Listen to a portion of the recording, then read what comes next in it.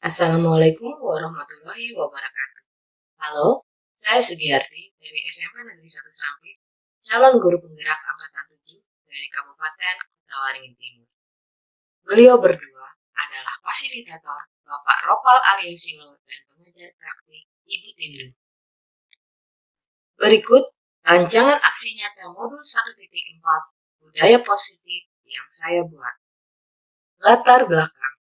Selama ini, penerapan disiplin di sekolah dilakukan dengan cara membuat aturan sepihak dengan sanksi dan penghargaan apabila murid melanggar atau mematuhinya.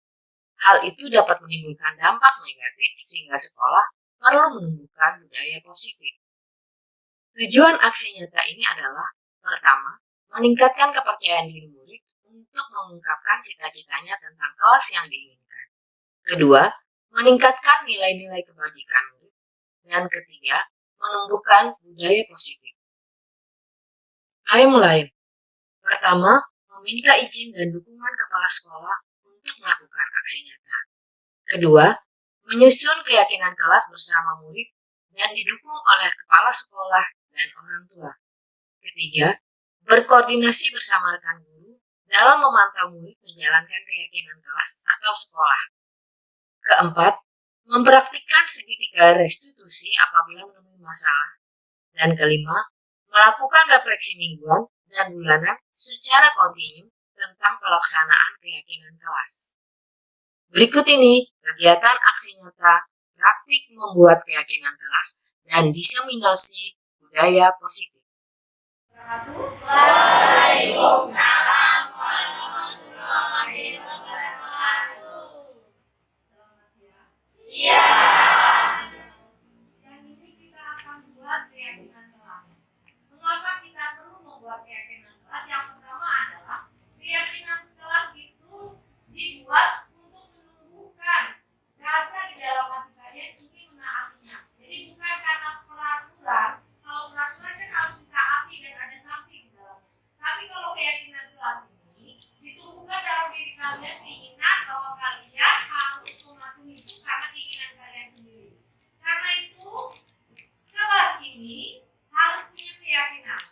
Setiap orang harus menuliskan boleh satu kata, boleh frasa, boleh kalimat, kelas seperti apa yang diinginkan. Setelah itu silakan menempelkan di dinding, di papan tulis saja ya. Kita tempelkan di papan tulis kelas seperti apa sih yang kalian inginkan. Kelas yang misalnya kelas yang seperti apa? Saya ingin kelas yang tidak ada yang membuli. Tapi jangan menggunakan kalimat negatif. Berarti kalau tidak ada membuli, kalimat apa yang bisa? Penuntungan. Kalau penuntungan masih negatif. Yang positifnya harmoni, saling menyayangi boleh. Kalau saya ingin kelas saya itu bersih, tulis saja. Saya ingin kelas kami saling menghormati, tulis saja dalam bentuk kalimat. Terserah mau dalam bentuk kalimat, mau dalam bentuk kata, boleh kalian tulis. Kemudian di bawahnya meminta kalian beri tanda tangan bahwa kalian benar-benar menginginkan kelas seperti itu. Ada pertanyaan sampai di sini? Setelah kalian tulis dan nempelkan, kita akan menggolongkan kalimat-kalimat ini menjadi satu kalimat keyakinan kelas atau beberapa kalimat keyakinan kelas. Nanti akan kita diskusikan bersama. Memang akan bagikan ini, tolong Hildan bantunya, tolong bagikan ini kepada anak putra. Najibah atau Putri? Silakan. Satu saja. Kemudian jangan lupa di situ tuliskan apa tadi? Dan kata atau kalimat yang berisi apa? Jadi minat kelas seperti apa yang kalian inginkan tadi ya. Silakan.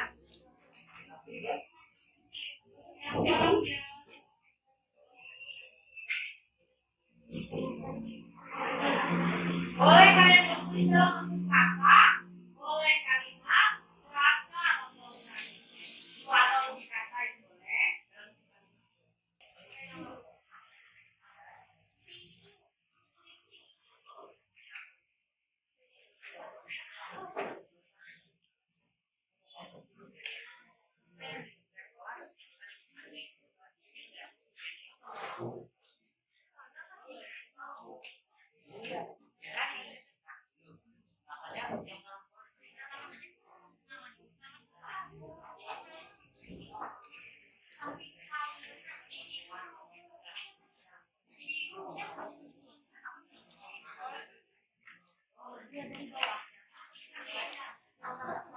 Ada banyak kata kalimat kata klausa di sini kita akan kelompokkan. Baik, saling menghormati. Satu di sini saling menghormati. Yang sama dengan saling menghormati. Melaksanakan tugas pikir sama dengan saling menghormati tidak? Tidak. Tapi di sini kita buat kelompok baru melaksanakan tugas pikir. Terus yang bertanggung jawab, apakah satu makna dengan melaksanakan tugas pikir? Ya. Kelas ini agar tidak ribut saat pelajaran, berarti apakah masuk ke bertanggung jawab atau hal kelompok lain? Bertanggung jawab. Kelas yang damai dan tidak ribut saat belajar. Masuk mana?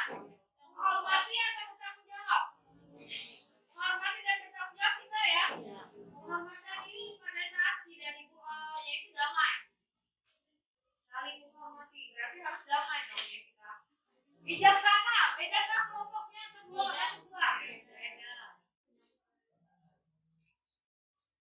Menghargai dan bertanggung jawab. Bisa dibertanggung jawab, dua-duanya ini bisa ya? Ya, berarti antara dua ini kita taruh di tengah saja agar kita tahu. Berikutnya, bekerja sama. Bijaksana, saling menghormati atau bertanggung jawab atau sendiri? Bekerja sama, boleh sendiri ya. Mempedulikan satu sama lain. Masuk kerja sama boleh, masuk menghormati boleh ya. Bersih, masuk mana? Tanggung jawab. Kelas yang saling menghargai satu sama lain, berarti menghormati masuk ya. Saling menghargai lagi, waduh, berarti kita ini harus meyakini bahwa saling menghargai itu penting. Damai, masuk menghargai juga ya. Kelas yang damai. Melaksanakan tugas piket dengan sungguh-sungguh, berarti tanggung jawab. Melaksanakan tugas piket juga tanggung jawab. Bersemangat, masuk mana? Oh, semangat bisa masuk semua ini ya. Semangat dalam mengerjakan piket, semangat bertanggung jawab, semangat. Kelas yang tentram dan tertib. Menghargai ya. Menghargai bisa, tanggung jawab bisa ini. Tertibnya tanggung jawab ya. Tentramnya menghargai. Baik. Bersih. Tanggung jawab. Menghargai keyakinan kelasnya.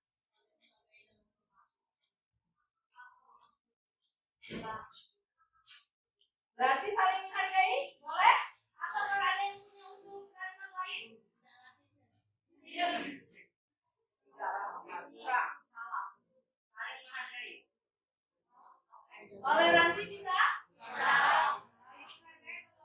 Toleransi berarti dalam segala hal ya. Tidak hanya dalam bentuk agama, tapi juga dalam hal berbeda pendapat, menghargai ras, suku, agama itu sebagainya. Tetapi juga kalau kalian berbeda pendapat harus saling menghargai.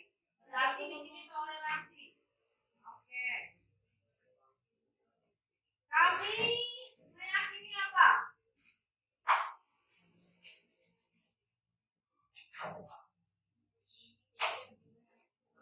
Toleransi dapat apa?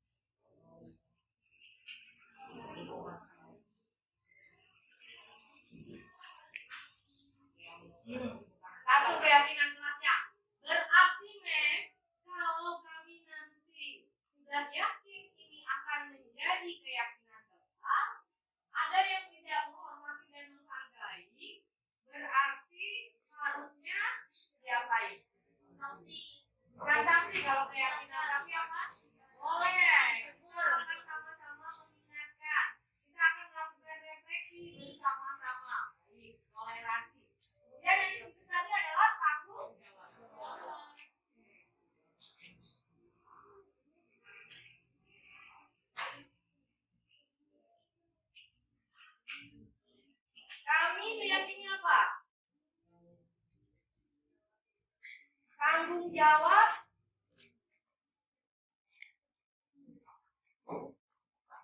Tanggung jawab apa? Dalam mengerjakan tugas piket dan tugas sekolahnya kan? Ya. Dalam menjalankan. Kami meyakini tanggung jawab dalam segala hal. Boleh berarti dalam segala hal ya. Seperti kata Excel tadi.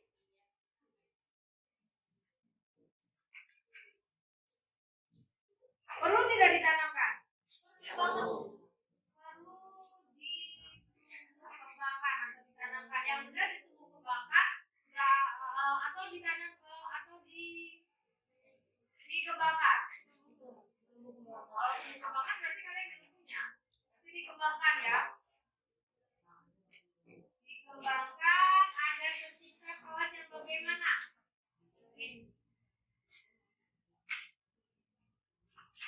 Juga murid yang bagaimana? Pelajar yang bagaimana?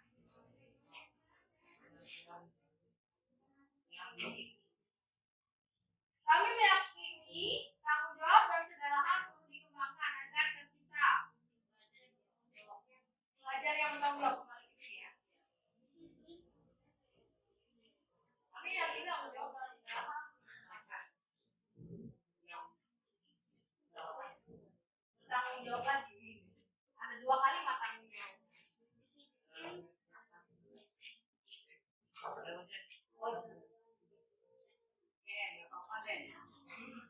Ada 2 sudah. Berikutnya yang itu tadi apa? Tanggung jawab. Bijaksana. Bijaksana bisa kita masukkan di saling pakai sekarang tidak? Iya kan bisa kan ya? Bisa. Ini kerjasama, kolaborasi berarti. Oke, tambahkan yang ketiga.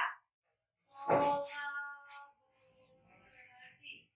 Kami meyakini apa?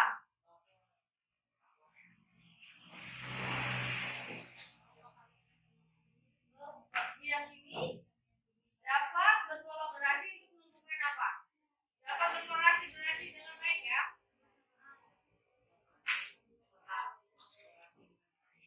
Kolaborasi.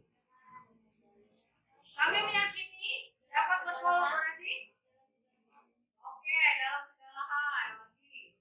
Ayo, dengar. Berarti semua tidak boleh mendefinisi teman lagi kalau kolaborasi.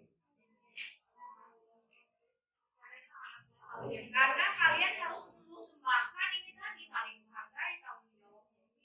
Kemudian di sini ada nih kelas yang ceria, kelas yang tidak kreatif, kemudian kelas yang semangat. Berarti apa? Mau apa? Semangat aja ya. Semangat. Kami meyakini harus bersemangat. Iya, dalam waktu itu saja ya. Harus bersemangat.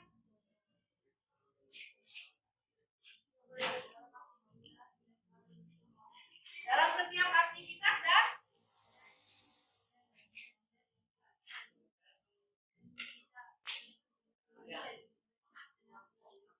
agar dapat apa? Kami meyakini harus bersemangat dalam setiap aktivitas agar kalau nggak ada agarnya ya sudah cukup sampai di sini ya. Setuju nggak dengan keyakinan kelas yang kita buat? Baik. Nanti kita tuliskan bentuknya dengan bagus, kemudian kita tempel, kemudian jangan lupa kita akan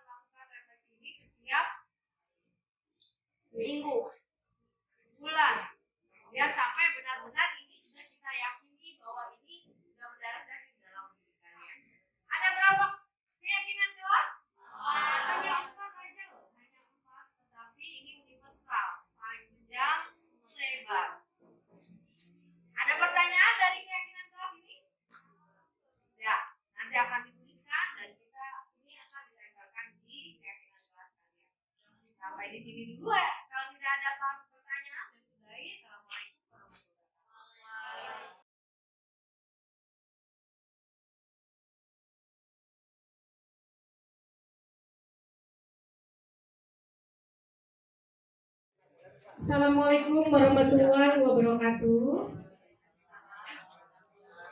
Kali ini Bapak Ibu, saya akan menyampaikan materi tentang disiplin positif dan nilai-nilai kebajikan universal. Nah, kenapa sih ternyata masalah disiplin positif ini masih menjadi topik yang hangat selalu di setiap sekolah gitu.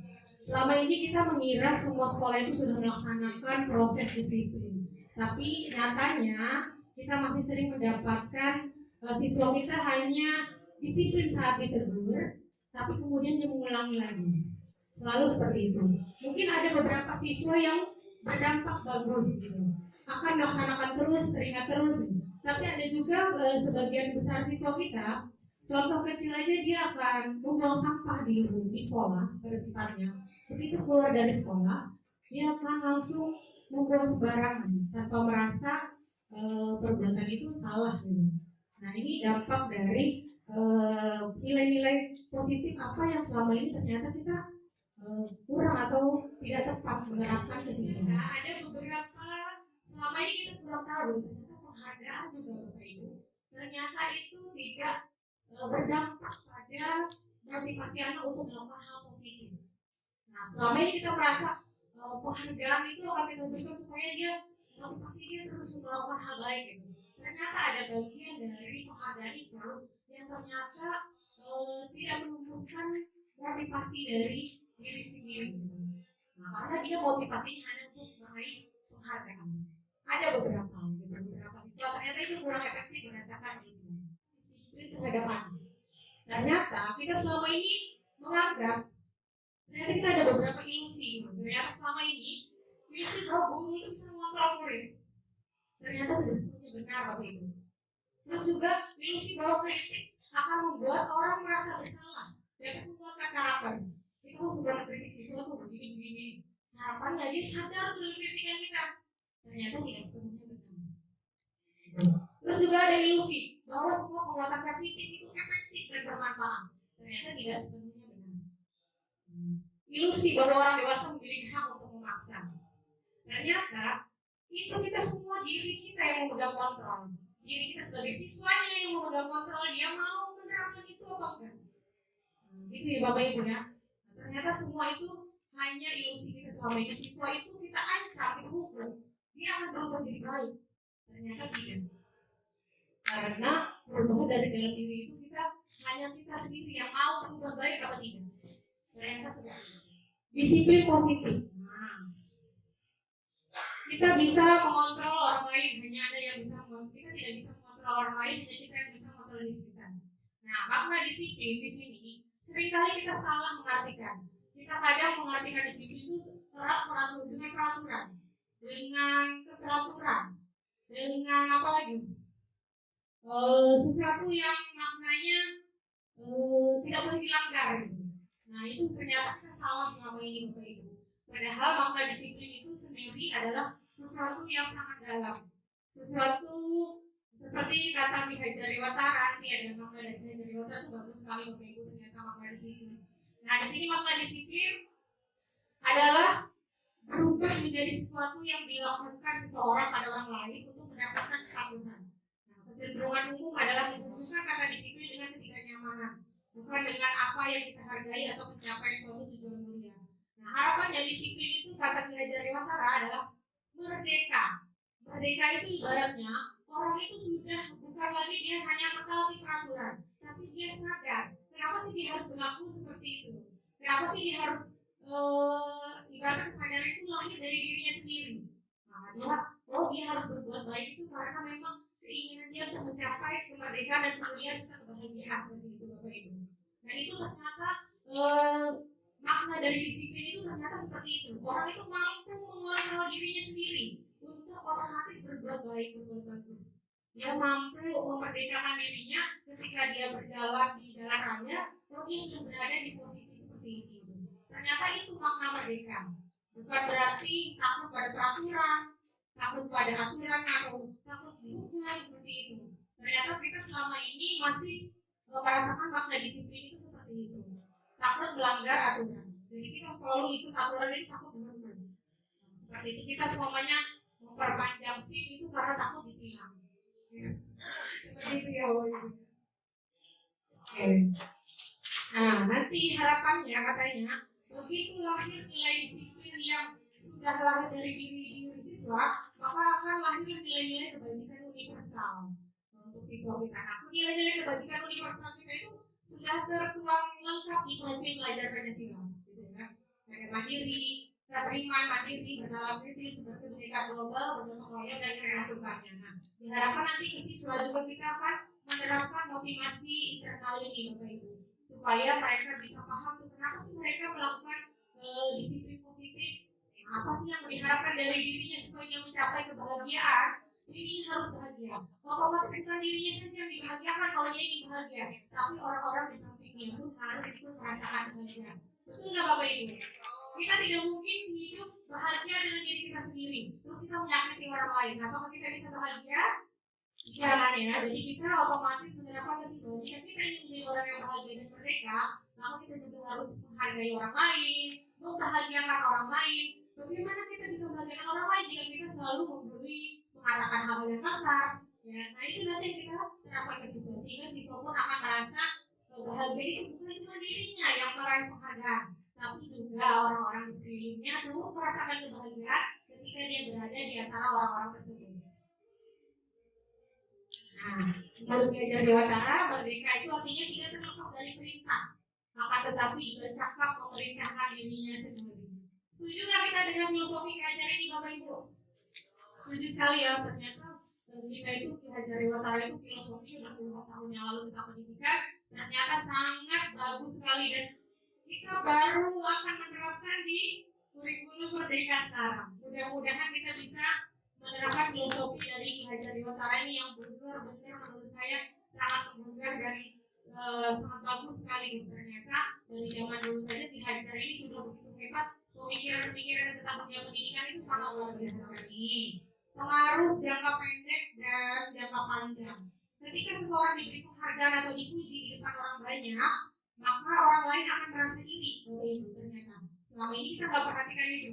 Nah, dan sebagian dari mereka tidak akan menyukai orang yang diberikan penghargaan tersebut. Setuju nggak Bapak Ibu? Benar ya Bapak Ibu ya? Nah, jika seorang guru sering memberikan penghargaan kepada murid-muridnya, besar kemungkinan murid-murid itu termotivasi hanya untuk menyenangkan gurunya saja. Nah, mereka tidak bersikap jujur kepada guru tersebut.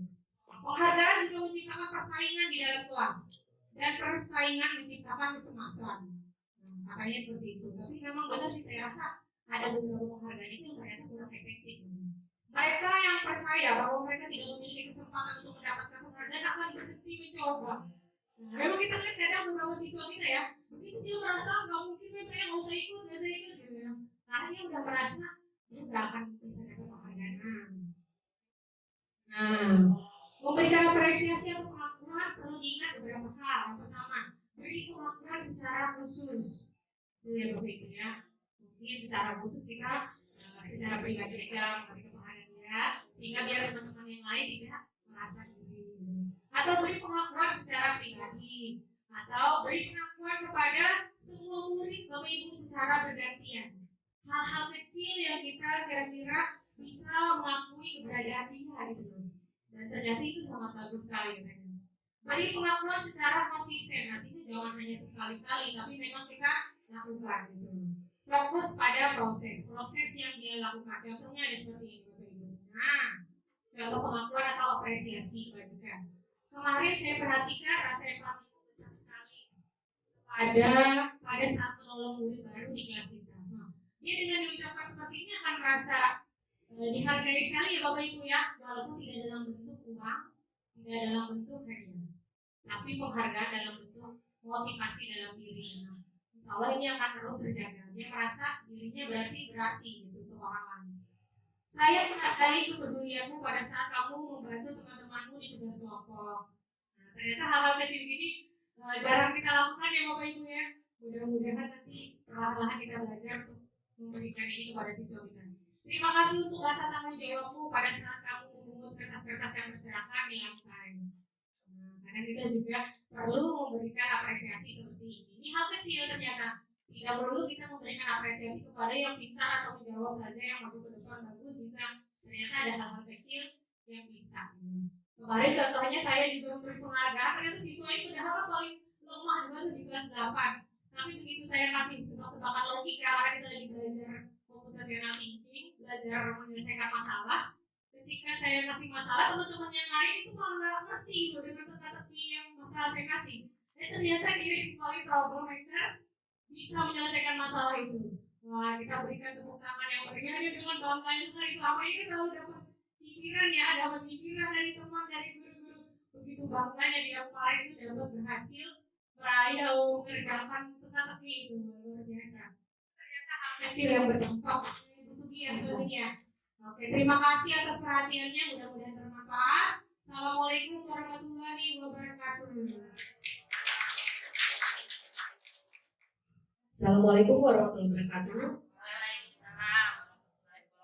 Terima kasih Bapak Ibu bersedia hadir pada hari ini.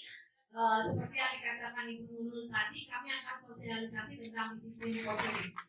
Nah, seperti yang juga dikatakan Ibu Nurul tadi juga, bahwa disiplin positif itu harus kita bentuk supaya anak-anak itu melakukan disiplin itu bukan karena unsur di luar anak itu sendiri, bukan keinginan anak itu sendiri. Jadi, disiplin positif dapat dibentuk kalau itu kita minta sampai nanti mereka dewasa. Disiplin positif itu terbentuk harus kita munculkan dari unsur dalam diri anak, bukan di luar diri anak. Di luar diri anak itu tadi termasuk diantaranya hukuman dan penghargaan. Ternyata selama ini kita mengira bahwa hukuman dan penghargaan itu dapat membentuk disiplin. Ternyata itu hanya bisa terjadi dari unsur di luar diri anak, sehingga apabila posisi orang yang memberikan hukuman tersebut tidak ada atau tidak ada penghargaan di situ, maka anak itu tidak akan melakukan hal itu. Contoh tadi sudah diberikan Ibu penawaran tadi ya, bahwa kita menghukum anak, kemungkinan anak itu akan mengulang kembali karena tidak muncul dari dirinya bahwa itu bukan suatu hal nilai-nilai kebajikan yang harus dia lakukan. Nah, itu intinya. Nah, kita di sini SMP Negeri 1 Sampit bisa membentuk disiplin positif siswa apabila kita bekerja sama. Mulai dari kita buat peraturan yang dijadikan nanti keyakinan kelas, sehingga sampai akhirnya menjadi budaya positif. Tetapi itu tidak bisa tanpa kerjasama kita semua. Itu intinya. Nah, sekarang tiba giliran saya tentang keyakinan kelas. Sebelumnya, pada saat tahun lalu kita sudah buat kesepakatan kelas. Tetapi sekarang kita akan ganti menjadi keyakinan kelas. Apa sih perbedaan keyakinan kelas dengan kesepakatan kelas? Nah, sebelumnya ini tadi menyambung dengan yang Ibu katakan tadi, mengapa tidak peraturan saja? Mengapa harus keyakinan? Kita selama ini menggunakan helm untuk apa Bapak Ibu? Atau apa itu supaya tidak ditilang atau untuk keselamatan? Supaya tidak ditilang berarti itu disiplin negatif atau positif? Negatif karena di luar diri, tapi kalau untuk keselamatan berarti disiplin positif atau disiplin negatif? Positif karena di dalam diri ingin melindungi diri, sadar bahwa itu salah, sadar bahwa itu untuk diri sendiri. Nah, itu disiplin positif. Nah, termasuk di dalamnya bahwa kita itu tadi harus menjaga jarak dan sebagainya.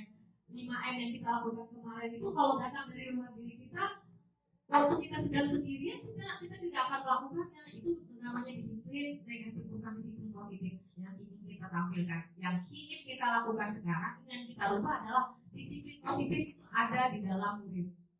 Nah, berikutnya. Nah, ini tadi yang saya katakan bahwa budaya positif SMP Negeri 1 bisa terbentuk apabila dimulai dari peraturan kelas ini yang kita bungkus menjadi keyakinan kelas nantinya.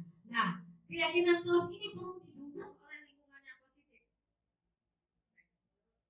Keyakinan kelas perlu dibentuk didukung oleh lingkungan yang positif. Misal, kita tidak lagi memberi hukuman, tetapi kita memberikan bentuk suatu restitusi yang akan Nah, kemudian dengan seperti itu nanti insya Allah budaya positif dari murid kita akan terbentuk. Dan itu kalau budaya positif sudah terbentuk tidak hanya di SMP ini saja. Nanti mereka setelah terjun di masyarakat diharapkan budaya positif itu tertanam menjadi hal-hal baik yang positif yang akan mereka tularkan ke masyarakat yang lain. Nah, sekarang ini ada dua. Kita sudah buat dulu, kita pernah buat kesepakatan kelas. Dua-duanya tulisannya di sini kesepakatan kelas, tetapi ternyata salah satunya ini adalah keyakinan kelas. Perbedaan antara kesepakatan kelas dan keyakinan kelas adalah kesepakatan kelas itu menuju pada akhirnya dengan peraturan sifatnya detail, tetapi kalau yang keyakinan kelas itu lebih besar, sehingga apabila tidak ada hal-hal yang kalau kesepakatan kelas kan apabila tidak ada tertulis di situ, anak-anak bisa melanggarnya, melakukannya. Tidak ada dalam kesepakatan kami, tetapi kalau dalam keyakinan kelas itu lebih universal, sehingga walaupun tidak tertulis, tapi mereka tahu bahwa itu adalah keyakinan yang mereka ingin tanamkan. Nah, antara dua ini yang mana keyakinan, yang mana kesepakatan itu? Kalau detail, kalau kesepakatan tadi lebih detail, kalau keyakinan itu lebih universal. Yang mana di antara keduanya? Yang hijau atau yang putih? Hijau atau putih? Putih keyakinan, benar. Itu nilainya lebih universal. Misalnya saling menyayangi. Berarti kalau saling menyayangi, mereka tidak lagi melakukan pembulian, tidak lagi mengejek-ejek teman. Kalau sedangkan yang di sini sebenarnya datang tepat waktu mengucapkan salam, itu kesepakatan. Karena lebih kecil cukupnya. Nah, sekarang bagaimana membuat kesepakatan kelas? Keyakinan mengubah kesepakatan kelas yang selama ini kita lakukan menjadi keyakinan kelas. Pertama, Bapak Ibu mungkin seperti kemarin saat kita buat kesepakatan kelas, kita bisa meminta kepada murid apa sih yang mereka inginkan, kelas bagaimana yang mereka inginkan. Nah, setelah mereka menuliskan apa yang mereka inginkan menjadi kelasnya, misalnya kelasnya damai, tidak ada yang membuli, tidak ribut. Nah, seperti itu baru kita kelompokkan kesepakatan kelas itu menjadi terlihat, terdengar, atau berperilaku. Misalnya kalau berperilaku itu mereka menolong teman, itu berperilaku. Kalau terdengar, misalnya mereka mengucapkan salam, itu tadi. Nah, kemudian kalau terlihat, misalnya mereka memberi masukan kepada teman, menolong teman mengerjakan tugas, misalnya seperti itu. Nah, setelah kita kelompokkan menjadi 3 hal, baru kita buat menjadi kalimat-kalimat yang lebih universal di dalamnya. Ini contohnya, misal seperti ini. Kegiatan pendalaman keyakinan kelas ini kita lakukan pertama dengan cara menentukan meminta siswa menuliskan kelas yang diinginkannya. Baru kita kelompokkan, misalnya datang tepat waktu. Jadi kalau tidak tampak seperti ini kan sendiri hadir terlambat. Nah, ini dapat kita kelompokkan dengan hormat. Kita menggunakan kata-kata, usahakan jangan menggunakan kalimat negatif untuk memunculkan intrinsik tadi, motivasi intrinsik di dalam siswa itu jangan menggunakan kata-kata negatif. Karena kita membiasakan kepada siswa bahwa hal-hal negatif tidak kita tonjolkan, tetapi hal yang positif yang kita tonjolkan. Nah, misal seperti ini nih. Ada peraturan seperti ini. Selalu kembalikan buku ke tempatnya. Kalau ada peraturan seperti ini, keyakinan kelas seperti apa ini yang harus kita tuliskan? Kalau mengembalikan buku pada tempatnya, berarti keyakinan kelas apa? Menjaga dan meletakkan barang sesuai tempatnya, lebih universal lagi, Bu. Kerapian, menjaga kerapian kelas, ada lagi? Selalu kembalikan buku ke tempatnya, berarti sifat apa yang kita inginkan tampil dengan siswa ini? Tanggung jawab, disiplin. Kemudian dilarang mengganggu orang lain. Apa ini? Keyakinan kelas apa? Kalau temannya nanti menuliskan seperti ini, kita akan ubah menjadi kalimat-kalimat keyakinan. Dilarang mengganggu orang lain. Damai, saling menyayangi. Boleh seperti itu. Jadi itu lebih universal. Kalau damai, saling menyayangi kan itu lebih universal. Mereka tidak hanya mengganggu orang lain, tapi mungkin juga mereka tidak akan berkelahi dan sebagainya. Itu yang dimaksud perbedaan antara kesepakatan antara peraturan dengan keyakinan kelas. Ya, lebih universal sehingga lebih membungkus semua perilaku mereka, tindak tanduk mereka di sekolah. Ini jawabannya. Nah, seperti ini. Misal, selalu kembalikan buku ke tempatnya, tanggung jawab, dilarang ganggu orang lain, menghormati orang lain, kalimat yang akan tinggal buat dalam keyakinan kelas nanti. Kemudian, hadir di sekolah 15 menit sebelum pelajaran dimulai. Berkomitmen, lebih cepat ini ya. Menghormati orang lain juga bisa. Nah, kemudian berikutnya, dilarang melakukan kekerasan. Keselamatan, menghormati orang lain, keyakinan kelas. Kemudian, yang perlu saya tegaskan di sini, jangan banyak-banyak keyakinan kelas yang kita buat untuk anak-anak. Mengapa? Karena kalau semakin banyak, anak-anak akan lupa, cepat lupa akan keyakinan kelas yang mereka buat. Kalau mereka lupa, bagaimana mereka akan menerapkannya? Untuk sekolah menengah pertama ini cukup maksimal 7 itu sudah banyak. Nah, ini tentang keyakinan kelas. Sampai di sini. Ibu, berikutnya saya akan tentang posisi kontrol.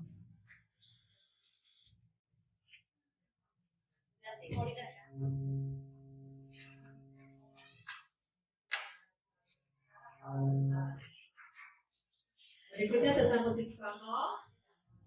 Nah, ini tadi sudah dibahas sedikit oleh Menurut. Saya ingin menegaskan kembali bahwa menurut Dr. William Blazer, ini penelitian sudah dilakukan, motivasi intrinsik itu sifatnya akan lama nanti datang kepada siswa dibandingkan motivasi ekstrinsik. Yang pertama, ini tadi sudah disebutkan juga oleh Bang Nurul bahwa kita tidak bisa mengontrol orang lain. Orang itu hanya bisa mengontrol dirinya sendiri. Mungkin kita bisa mengontrol anak-anak setelah kita berhubungan di sekolah ini. Tapi bagaimana dengan mereka di rumah? Bagaimana saat mereka di lingkungan masyarakat? Itu tidak akan terjadi kalau kita melakukan motivasi ekstrinsik, bukan motivasi intrinsik. Karena disiplin itu merupakan tujuan mulia. Apabila orang merasakan nilai-nilai yang ingin kita hargai, maka disiplin akan muncul. Nah, menurut Dr. William Blazer, motivasi itu ada dua, ada motivasi intrinsik, ada motivasi ekstrinsik tadi. Nah, kemudian kalau yang motivasi ekstrinsik karena ada peraturan, mereka melakukan itu untuk menghindari hukuman. Karena ada penghargaan, mereka melakukan itu untuk mendapatkan imbalan. Sedangkan mendapatkan imbalan itu seperti yang kata Menurul tadi, banyak sekali unsur negatifnya, termasuk mereka menurunkan kualitas kreativitas mereka ternyata. Kalau ada imbalan itu kreativitas mereka itu menurun. Karena apa? Karena tujuannya hanya pada imbalannya saja. Di luar itu mereka tidak akan lagi menurunkan jiwa kreatifnya itu tadi. Ya, makasih.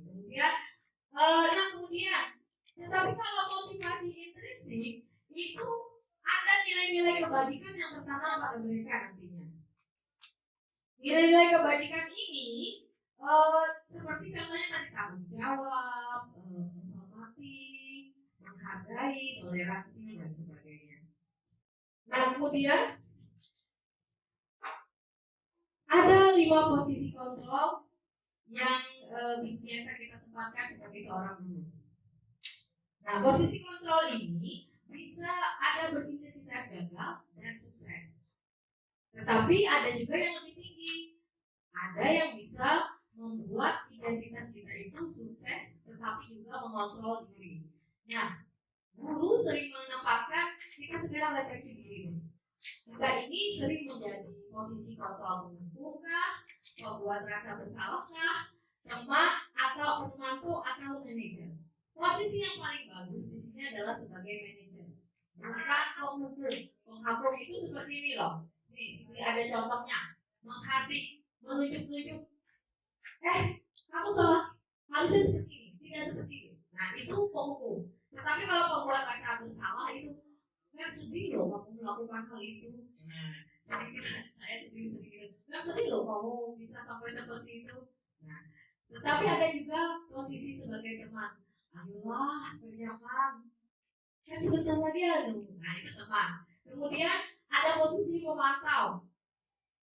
Kamu tahu kan peraturan sekarang apa? Kenapa kamu melanggar? Harusnya data-data diberikan oleh pemantau. Itu kalau pemantau. Tapi kalau manajer itu memberikan pertanyaan-pertanyaan. Kenapa nak kamu melakukan hal itu? Kamu tahu nggak itu salah? Harusnya seperti apa nak? Nah kalau kamu tahu itu salah, bagaimana cara kamu memperbaiki dirimu? Diberikan pilihan. Anak-anak kalau hukuman kan sudah ada nih tertera, tapi kalau pilihan mereka harus menyadari hal itu dan mereka diberi pilihan untuk memperbaiki diri mereka. Bagaimana cara memperbaiki diri mereka?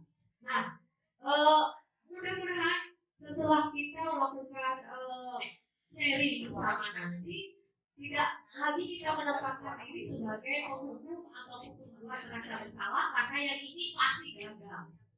Identitas gagal ini pasti. Tapi bagaimana dengan teman dan pemantau? Bisa hanya saja kalau pemantau dan teman ini suksesnya itu bisa pada saat waktu jangka pendek, tetapi kalau sebagai manajer kita menempatkan diri sebagai manajer, maka posisi anak itu motivasi yang timbul dari anak adalah motivasi intrinsik. Itu yang kita harapkan. Jadi mudah-mudahan setelah ini kita tidak lagi langsung menyuruh anak, awas loh, kamu tidak memakai baju olahraga, nanti nilaimu rendah. Itu posisi kemudian kalau posisi pembawa perasaan bersalah itu menimbulkan rasa bersalah pada anak. Jadi anak itu kita buat anak itu seperti anak yang merasa dirinya sangat salah. Itu akan timbul perasaan anak itu dia tidak berharga di dalam dirinya karena merasa kok saya bisa melakukan seperti ini. Nah, kemudian hasil apabila kita menentukan 5 posisi kontrol ini tadi, kalau kita menjadi penghukum, maka murid akan memberontak atau menyalahkan orang lain, atau yang lebih parah mereka akan berbohong. Contoh, mengapa sih kamu berkelahi? Pas kita berhubungan gitu kan, kamu bisa berkelahi, kamu kan tahu itu salah. Gitu kan, anak-anak bisa bohong. Ini ada yang duluan kan? Padahal belum tentu temannya yang duluan. Nah ini semoga bisa kita hindari lagi. Kemudian kalau membuat rasa bersalah, misalnya tadi itu kecewa loh dengan kamu, nah dia akan bilang seperti ini mungkin, oh enggak kan saya enggak gitu, saya gini, dia nyangka. Nah kalau kita sebagai teman, dia akan tergantung dengan kita. Ayo dong, kerjakan tugasnya. Akhirnya kita harus mengerjakan terus-menerus hingga terjadi timbul ketergantungan. Nah bagaimana dengan pemantau? Nah ini kan yang saya bilang bahwa anak bisa menyesuaikan diri, tetapi itu nanti akan terjadi bila diawasi. Tapi kalau tidak diawasi dia tidak akan melakukannya.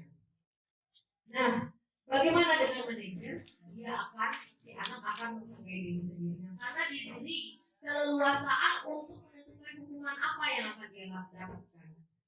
Sanksi apa yang akan dia untuk memperbaiki kesalahannya. Jadi bukan hukuman dan sanksi apa yang harus dia lakukan agar kesalahannya itu terbayar. Misalnya kalau ada anak yang membuli di media sosial, jadi bagaimana kamu memperbaiki kesalahanmu? Nah, anak akan menentukan sendiri bagaimana dia agar bisa memperbaiki hubungannya dengan orang itu, dengan diberikan keleluasaan, dengan diberikan tanggung jawab, dengan diberikan anak itu merasa dihargai, maka semoga akan muncul di dalam diri anak itu motivasi intrinsik di dalam diri anak itu sehingga budaya-budaya yang baik itu akan terus berjalan sampai dia terjun ke masyarakat. Nah, apa sih kaitannya posisi kontrol dengan dunia yang berkualitas? Kalau penghukum tadi kan dulu akan dia dibenci anak, kemungkinan itu tidak akan berkualitas lagi. Tapi kalau sebagai manajer, murid akan menempatkan dirinya sebagai individu yang positif dan dunia kita semoga akan berkualitas. Nah ini yang berikutnya sedikit lagi, posisi kontrol akan berdampak pada murid, yaitu dirinya akan bisa mengevaluasi dirinya sendiri. Karena kita bukan bukan menunjukkan kesalahan kepada murid, memberikan fakta-fakta dan data, tapi kita minta anak tersebut refleksi sendiri. Apa sih yang telah dilakukannya, apa yang salah, kemudian bagaimana cara memperbaikinya. Maka anak tersebut bisa melakukan refleksi terhadap dirinya secara terus-menerus. Demikian keyakinan kelas dan posisi kontrol. 5 posisi kontrol ini diharapkan dapat kita refleksikan kepada diri kita sendiri. Apa kita sedang masuk kemana, kemudian bagaimana cara memperbaiki diri agar menjadi posisi kontrol yang lebih baik. Ingat bahwa penghukum dan pembuat perasaan bersalah itu indikasi gagal. Tetapi kalau sukses itu teman, pemantau, dan manajer. Tetapi yang paling baik adalah posisi manajer karena selain sukses, ini akan berkelanjutan dalam jangka yang panjang. Jadi bukan dalam jangka yang pendek. Berbeda dengan posisi teman dan pemantau tadi. Demikian dari saya. Assalamualaikum warahmatullahi wabarakatuh.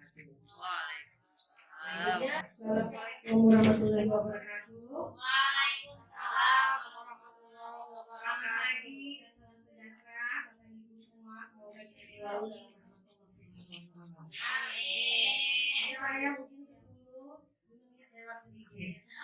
Semua bagian ini sebenarnya akan berhubungan di presentasi saya. Kenalkan, nama saya Nurdiana. Saya angkatan 37 Kabupaten Kota Timur. Yang akan saya presentasikan hari ini adalah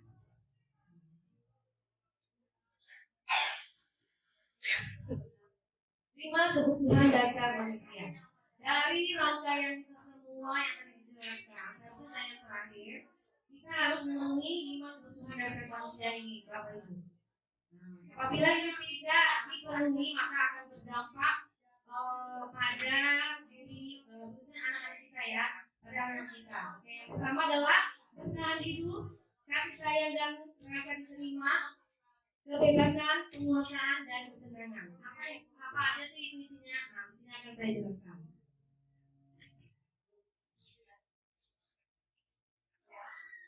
Pertama adalah kebutuhan bertahan hidup. Apa itu kebutuhan bertahan hidup?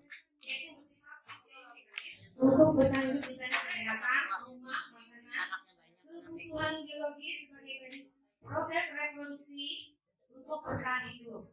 Nah, ini adalah salah satu contoh anak murid kita kemarin saya jadikan kasus. Misalnya nih, anak ini selalu sarapan pagi. Pada saat itu dia tidak diri bekal. Maka apa yang terjadi? Untuk memenuhi itu, dia akan melakukan hal yang negatif. Kalau tidak memenuhi positif, dia akan melalui negatif. Misalnya mengambil bekal kemana. Dan ini berlaku beberapa kali, ya, sampai saya jadikan kasus. Inilah apabila kebutuhan dasar kita tidak dipenuhi. Kita lapar, kita aja mau lapar. Apa yang ada itu yang kita makan. Kita terpeduli punya orang atau tidak. Kacang. Apa bukan? Biar itu karena kebutuhan dasar kita tidak dipenuhi. Siapa itu? Siapa itu? Siapa itu? Nah, ini adalah penguasaan atau kebutuhan pengakuan kemampuan. Kebutuhan ini adalah kebutuhan yang dipunyai seseorang, yaitu kebutuhan dia terampil, akui prestasi dan terampilnya, benar dan ingin dihargai. Kebutuhan ini meliputi itu merasa penghargaan, pencapaian, dan apabila anak kebutuhan penguasaan yang tinggi, biasanya mereka ingin selalu menjadi pemimpin, karena anak itu yang menonjolkan Bu. Nah, selalu benar, yaitu kebutuhan penguasaannya tinggi. Apabila ini tidak dipenuhi, maka yang terjadi kita lihat adalah seperti pembunuhan. Dia ingin merasa kalau karena kebutuhan dia tidak, penguasaan dia tidak dihargai, tidak dihormati, maka dia mencari dengan cara lain. Misalnya dia mengatakan temannya gini, menyakiti temannya ini. Dia ingin merasa orang itu merasa takut kepada dia. Dia ingin melihatkan kekuasaan. Seperti itu, rasa kepemimpinan. Banyak ya anak-anak kita yang seperti ini tuh, kasus ini anak ini era milenial.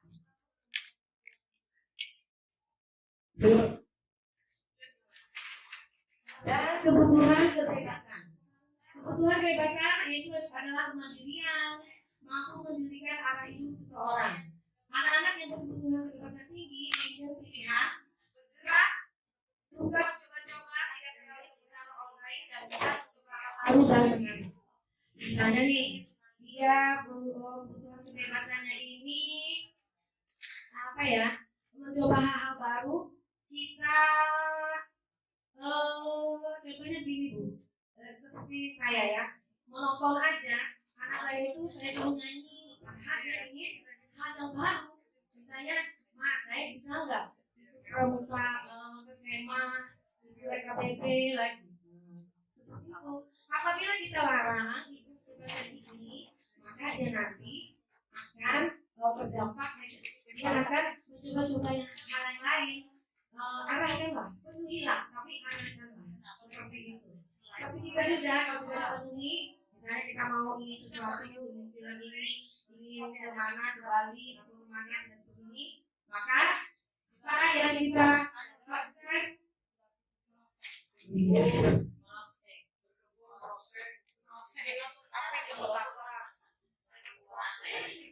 Kebutuhan berikutnya adalah kesenangan. Merasa senang. Ini adalah mencari kesenangan, misalnya bermain, tertawa, kenikmatan didapatkan dari apa yang dilakukannya. Ini sama seperti anjing lumba-lumba, kan mereka suka bermain dengan seperti itu. Nah, anak-anak dengan kebutuhan ini biasanya kesenangannya tinggi, yaitu menikmati yang dilakukan mereka juga berkonsentrasi tinggi. Apa yang terjadi apabila mereka tidak mendapatkan ini rasa kesenangan? Nah, seperti ini, dia akan iseng tuh, misalnya menyenggol temannya atau seperti berlari, terus sakit temannya, ketawa dia, atau temannya tadi disenggol lagi jatuh, ketawa dia. Itu adalah dia memenuhi rasa kesenangannya, padahal itu menyakiti orang lain. Bisa dia memperoleh seperti itu, tapi dengan cara yang baik, jangan menyakiti orang lain. Nah, itu ada dampaknya apabila kebutuhan kita tidak terpenuhi. Berikutnya adalah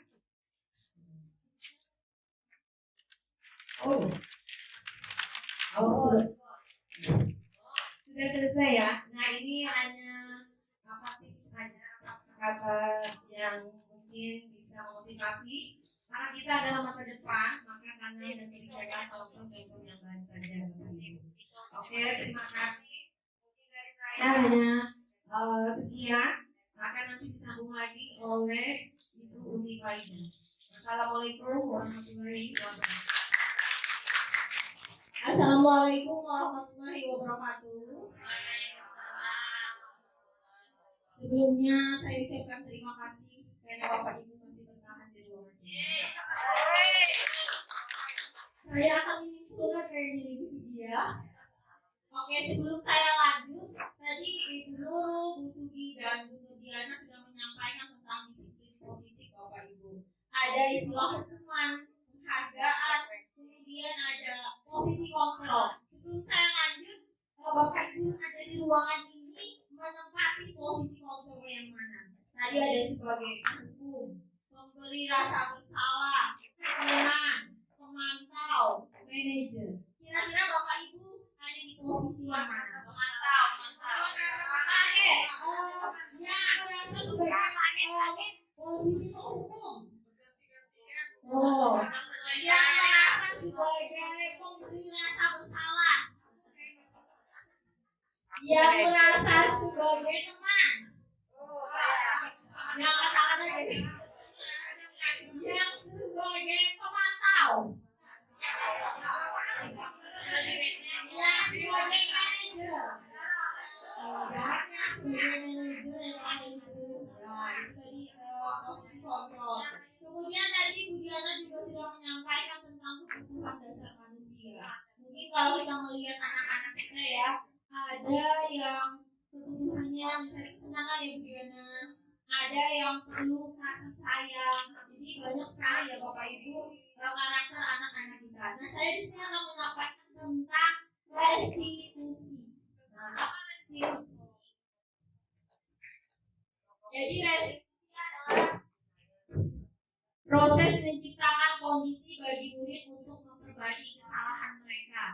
sehingga mereka bisa kembali pada kelompok mereka dengan karakter yang lebih kuat. Restitusi juga merupakan proses kolaboratif yang mengajarkan murid untuk mencari solusi untuk masalah mereka dan membantu murid berpikir tentang orang seperti apa yang mereka ingin menjadi dan bagaimana mereka harus memperlakukan orang lain. Tadi juga sudah disampaikan oleh Bu Sugi tentang keyakinan Ibu. Kalau saya sendiri jujur langsung menjelaskan ya Bapak Ibu, saya sendiri menyadari apalagi kalau kita lagi emosi. Nah itu. Jadi nggak mikir apa-apa lagi, langsung ngecek sendiri. Nah ini Bapak Ibu ada segitiga restitusi namanya. Jadi di segitiga restitusi yang pertama ada menstabilkan identitas. Kemudian yang kedua adalah validasi kebutuhan, dan yang terakhir adalah menanyakan keyakinan yang sudah dibuat di awal, yang sudah dijelaskan oleh Bu Sugi tadi. Oke, yang pertama adalah menstabilkan identitas dulu. Kalau suatu permasalahan otomatis kita harus stabil dulu, jangan sama-sama tidak stabil ya Bapak Ibu. Yang pertama, untuk menstabilkan identitas, kita harus membuat anak yang merasa gagal karena berbuat salah menjadi positif terhadap dirinya sendiri. Oke, di situ ada beberapa perkataan guru. Kira-kira Bapak Ibu pernah melakukan yang mana? Satu, berbuat salah itu hal yang manusiawi. Yang kedua, tidak ada manusia yang sempurna. Yang ketiga, Bapak Ibu juga pernah berbuat salah. Kita pasti bisa menyelesaikan permasalahan ini. Bapak Ibu tidak tertarik untuk mencari tahu siapa yang benar, siapa yang salah. Bapak Ibu lebih tertarik untuk menyelesaikan masalah. Dan yang terakhir, kalau kamu menyalahkan dirimu sendiri terus-menerus, apakah kamu bersikap baik pada dirimu sendiri? Apakah sudah kita lakukan hal seperti ini Bapak Ibu? Ini kita berjawab dong. Bagaimana Bapak Ibu tentang menstabilkan identitas? Pernahkah kita lakukan semuanya seperti itu? Pasti ya, pasti. Kan Bapak Ibu guru SMP 1 sudah luar biasa. Oke, yang kedua adalah validasi kebutuhan. Yang pertama adalah membantu murid mengenali basic need atau kebutuhan dasar yang ingin dipenuhinya ketika melakukan kesalahan itu. Pada dasarnya, setiap tindakan manusia tujuannya adalah memenuhi kebutuhan dasar, apakah itu penguasaan, kebebasan, kasih sayang dan rasa diterima, kesenangan atau bertahan hidup. Mungkin kalau Bapak Ibu yang ada mengajar di kelas saya 7 yang ada namanya Nopreja, sudah tahu ya Bapak Ibu, kira-kira validasi kebutuhannya menurut Bapak Ibu yang mengajar ada di posisi yang mana dia yang sudah disampaikan ke Diana? Kebebasan, kasih sayang, kesenangan juga. Dia lebih mencari sayangnya, kemudian mencari rasa diterima juga ya Bapak Ibu. Saya itu tiap hari selalu menerima prestasi. Sehari itu ada sampai 3-7 kali kelas di ruangan saya menyampaikan tentang anak itu tadi. Tapi nanti semoga melalui disiplin positif nanti yang akan kita lakukan bersama-sama bisa membentuk disiplin positif anak itu bukan hanya dari luarnya Bapak Ibu, tapi dari dalam diri anaknya sendiri. Oke, yang ketiga adalah ini guru berkata validasi kebutuhan tadi. Kamu bisa jangan melakukan hal yang lebih buruk tapi kamu tidak melakukannya. Yang kedua, kamu pasti punya alasan mengapa melakukannya. Apa yang penting bagi kamu? Kamu boleh tetap berusaha menjaga sikap itu, tapi tambahkan sikap yang lain yang baru. Kemudian, maukah kamu belajar cara lain untuk mendapat yang kamu butuhkan tanpa harus memukul?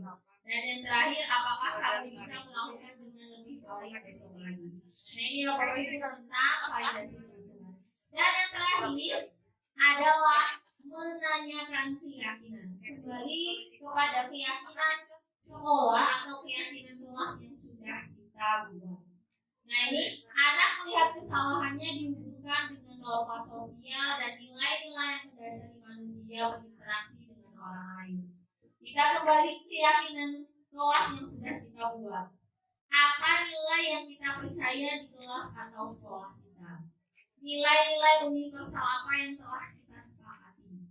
Kelas yang ideal itu yang seperti apa? Kamu ingin jadi anak yang seperti apa? Apa yang kamu rasakan ketika kamu melakukan itu? Dan kamu mau menjadi orang yang seperti apa?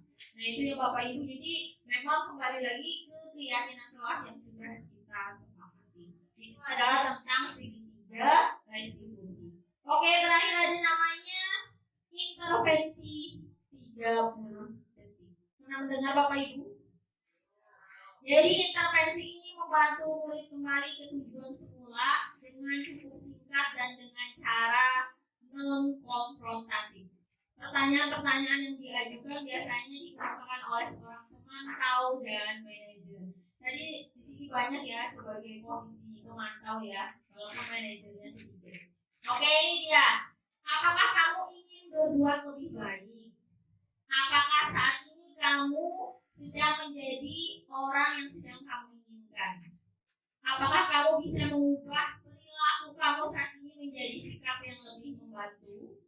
Apakah wajar membuat kesalahan? Bisakah kita memperbaikinya? Apa yang kamu lakukan saat ini sesuai? Kapan kamu siap untuk mulai? Peraturannya apa? Sepertinya kamu punya masalah, saya bisa bantu apa? Saat ini kamu seharusnya berbuat apa? Apa yang bisa saya bantu agar kamu bisa melakukannya? Apakah saya bisa bantu kamu agar dapat segera mulai? Apakah tugas kamu saat ini? Bagaimana kamu ingin diperlakukan pada kegiatan ini? Bisakah kamu melakukannya? Dan yang terakhir, apa yang kamu inginkan? Peraturannya seperti apa? Ya berarti kembali lagi sebenarnya ya kepada segala sesuatunya, kembali kepada keyakinan yang sudah kita buat, istilahnya musyawarah mufakat. Mungkin itu karena waktunya yang sudah kami pakai terlalu banyak, kasihan yang lagi mengajar di kelas. Mungkin itu mohon maaf selama kami memaparkan tentang disiplin positif apabila ada salah kata, baik yang disengaja maupun yang tidak disengaja. Saya akhiri. Wassalamualaikum warahmatullahi wabarakatuh.